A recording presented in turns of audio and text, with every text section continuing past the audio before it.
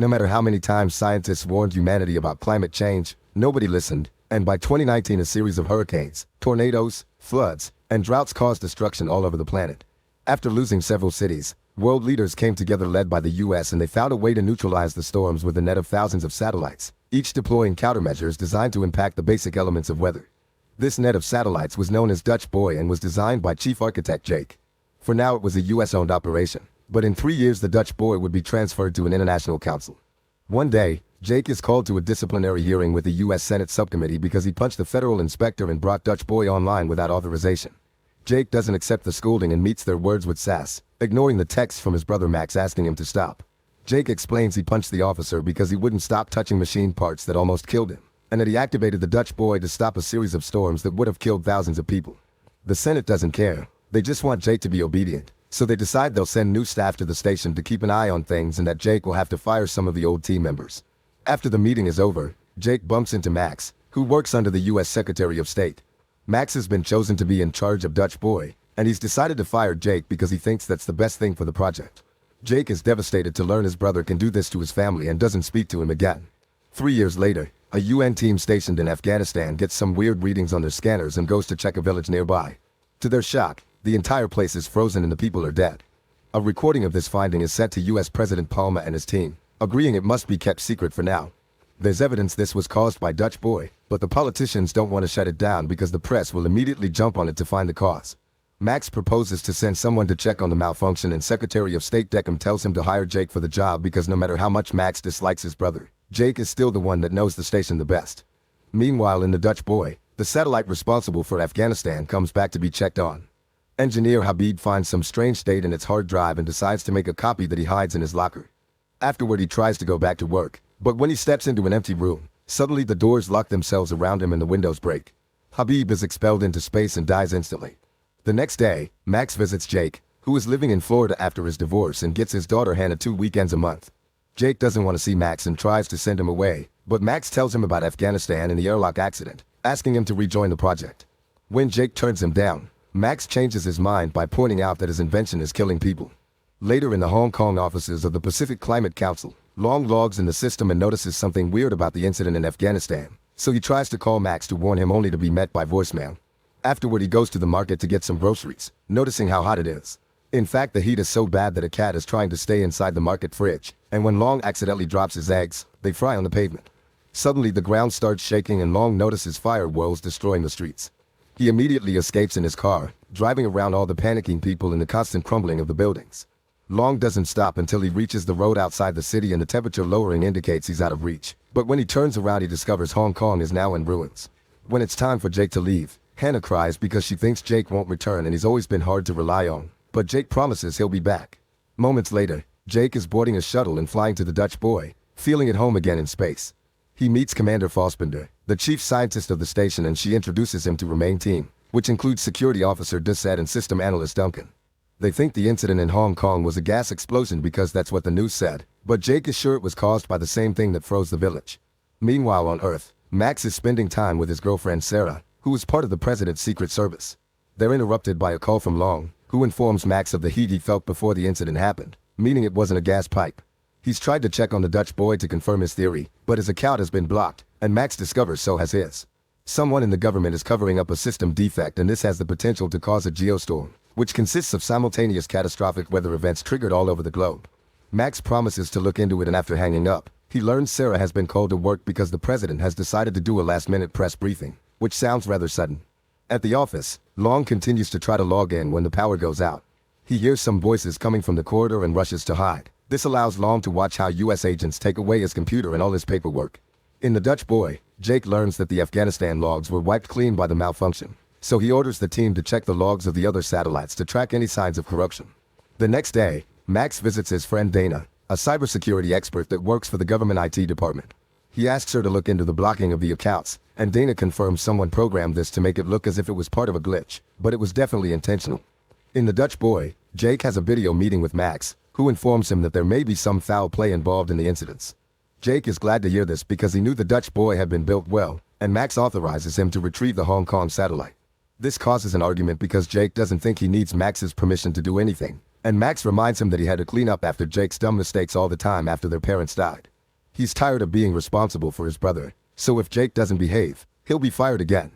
The Hong Kong satellite arrives at the station, but suddenly, the robot arm that grabs it goes crazy and begins shaking around, damaging part of the hangar before dropping the satellite. The fall absolutely destroys the satellite, and the team has to salvage the few parts that survived. Unfortunately, the accident created an electrical short and fried all the drives, so Jake thinks they don't have any proof of corruption to analyze. However, Dissett informs him he's been looking at the video of Habib's death and he's discovered something. The panels that exploded had drives in them, and one of them got stuck in the communication tower. Jake and Fassbender go on a spacewalk to retrieve the panel, but out of a sudden Jake's suit begins malfunctioning and he loses control of his movements. The shaking causes him to drop the panel and get hit against the station, so he ejects his jetpack and manages to hold onto a wire to avoid floating away. Moments later, Fassbender brings him back inside, and Jake reveals he took the drive from the panel before he let go of it. When the team checks on them, Jake doesn't tell them about the drive because he's sure his suit was sabotaged by one of them.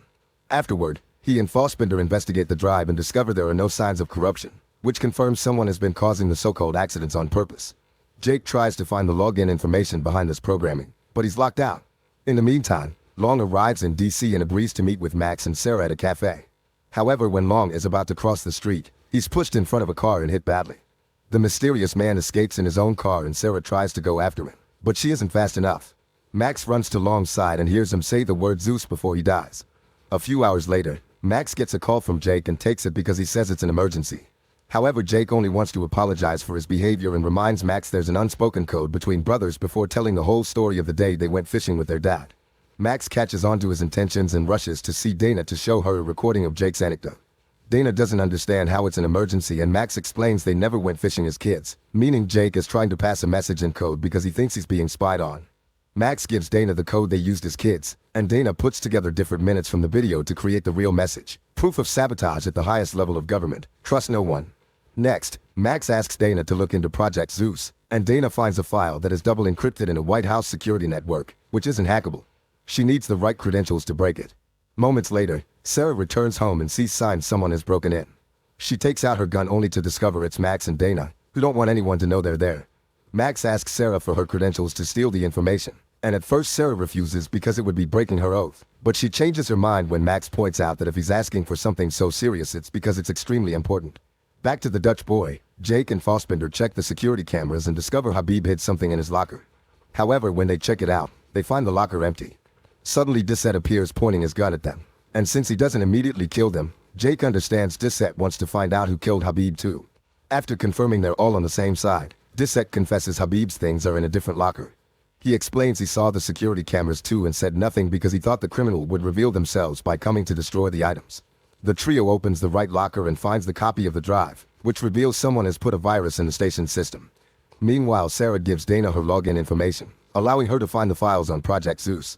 She finds a series of simulations that end with geostorms, and Max realizes someone used those simulations to make the storms happen for real. Afterward, Max has a video call with Jake to inform him someone is weaponizing the Dutch boy to attack specific cities, and Jake confirms they're doing it through the virus. He wants to shut down the Dutch boy temporarily, that way a reboot can flush out the virus. Max authorizes it, but there's a slight problem. The only one that has the kill codes is the president, and Jake doesn't trust Palma. Only someone with power can block their accounts, and it's no coincidence that in 3 weeks the US must hand control of Dutch boy to the International Council. Max asks Jake to keep an eye on the satellites while he finds a way to obtain the kill codes. A few hours later, President Palma is heading to Orlando for a national convention. Max approaches Sarah in secret and convinces her the conspiracy is real, so she must help him steal the codes. To get on the plane too, Max tells his bosses he's going to see his dad who lives in Florida. At that moment, the Dutch boy receives warning messages indicating 200 satellites are malfunctioning, most of them nearing critical. The consequences are soon seen on Earth. A massive hailstorm begins hitting Tokyo, and an offshore cold snap takes out half of Rio de Janeiro. Since he still can't shut down the station, Jake decides to launch the spare satellites to replace the ones causing destruction all over the world. They manage to replace the one in Rio de Janeiro before the rest of the city comes down too, but at that moment another alert comes in. A geostorm is starting. On Earth, Max sees the news of the disaster and gets the alert on his tablet too, discovering the storm is coming to Florida next. Deckham approaches him to point out he knows Max's dad is dead and demands to know the truth. Max tells him the president is behind an incoming geostorm, but Deckham has bad news. They can't get the codes from Palma because the president himself is the code. They need his fingerprints and his eyes to activate the shutdown, so they have no choice but to try to reason with him.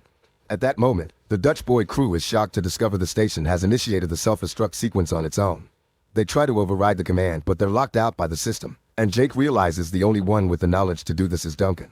As the station begins exploding one area at a time, Jake tells the crew to evacuate before going to confront Duncan. He finds him still on the computers and begins beating him up, but Duncan has a gun hidden under his desk and uses it to get Jake off him. Then Duncan admits he did put the virus in the system, and that he accepted the corrupt payment from the government because his software engineer's salary is laughable. He also confesses he wants to watch the world burn. Jake moves quickly to disarm Duncan and beat him up again, but Duncan retrieves the gun, and in the struggle, he accidentally shoots at a window. Immediately Jake runs into another room and locks the door while Duncan is ejected into space. Back in Florida, Deckham takes Max into a special room saying they'll talk to the president there, but it's all a trap. It turns out Deckham is the actual bad guy and the president knows nothing, so he tries to shoot Max for knowing too much. Max manages to escape through a back door and meets with Sarah, letting her know that a storm will kill everyone here, meaning Deckham will get rid of all the presidential candidates in one go. He gave Max control of the Dutch boy and told him to hire Jake on purpose, thinking the brothers' constant fighting would stop them from seeing the truth. Their only solution is to kidnap the president, so Max goes to get a car ready while Sarah shoots in the air, pretending she saw someone in the public about to shoot Palma. Emergency protocols are put into place while Sarah and another bodyguard escort the president, but as soon as they're alone in a corridor, Sarah knocks out the bodyguard and makes Palma come with her to a self-driving car Max hijacked. While everyone in the station evacuates, the Geostorm hits Earth. Tornadoes appear in Mumbai, a major heat wave strikes Moscow, and a mega tsunami slams into Dubai. A lightning storm hits Florida, and Max and Sarah manage to get the president out right before the stadium is destroyed. Deckham escapes just in time too and sends his men after Palma, who was being told the whole truth by Max. Sarah has to drive like crazy to dodge the lightning, the destroyed roads, and the shots coming from Deckham's men. There isn't much time left, so Sarah decides to drive backward to shoot at most of the men, then hits their car with hers. The car flips and explodes when it's hit by lightning. Nearby, Deckham gives his bodyguard a rocket launcher to shoot at the car with the president. The rocket hits its target and the car explodes, but suddenly Sarah appears behind Deckham and captures him. She used the self-driving system to make the car move and set up the trap for Deckham. Now the police are coming to arrest him. Deckham tries to tell Palma he did it to get rid of their enemies and that he doesn't see it as genocide, because science is just playing God anyway, and he thinks Jake would agree since he invented such a powerful machine in the first place. Hearing his brother getting insulted causes Max to punch Deckham. The news begins covering all the natural disasters and the lack of response from the Dutch boy, which worries Hannah. While the last shuttle leaves, Jake decides to stay in the station because the reboot must be done manually. Fassbinder tries to stay too, but Jake sends her away. Meanwhile, Palma is taken to the Kennedy Space Center and he immediately activates the kill codes. However, the self-destruct sequence can't be reversed, so the brothers have to say goodbye in tears. They reconcile after all these years, and Max promises to take care of Hannah. As the station continues to self-destruct, Jake runs to put on his astronaut suit and tries to reach the computer, but the door won't take his code. Fortunately, he's surprised to discover Fassbinder did stay behind and she knows an alternate way to leave. Together they reach the computer and manually do the rebooting. Fassbinder flushes out the virus while Jake shuts down the satellites, successfully stopping the Geostorm. At that moment the room explodes, and Jake and Fassbinder are left floating outside. Jake watches his creation die and discovers there's a satellite left, so they let the explosion wave push them toward it. The duo manages to get inside, but then the station finishes destroying itself and NASA loses contact with them, thus they can't control the satellite to bring it back. A light suddenly appears on the screen forming a mayday pattern. It turns out the satellite was pushed away by the explosion, meaning Jack and Fassbinder are fine. One of the evacuation shuttles goes back to pick them up, and a few hours later, everyone is safely back on Earth. Max reunites with Jake and they have their first hug in years. 6 months later, Jake, Max, and Hannah go fishing and find it boring, finally understanding why the siblings' dad never took them in the first place. Jake will return to space in a week to build a new station and wants a last happy moment with his family, but he promises he'll be back. Make sure to subscribe and turn on notifications so you can watch more videos like this. Thanks for watching.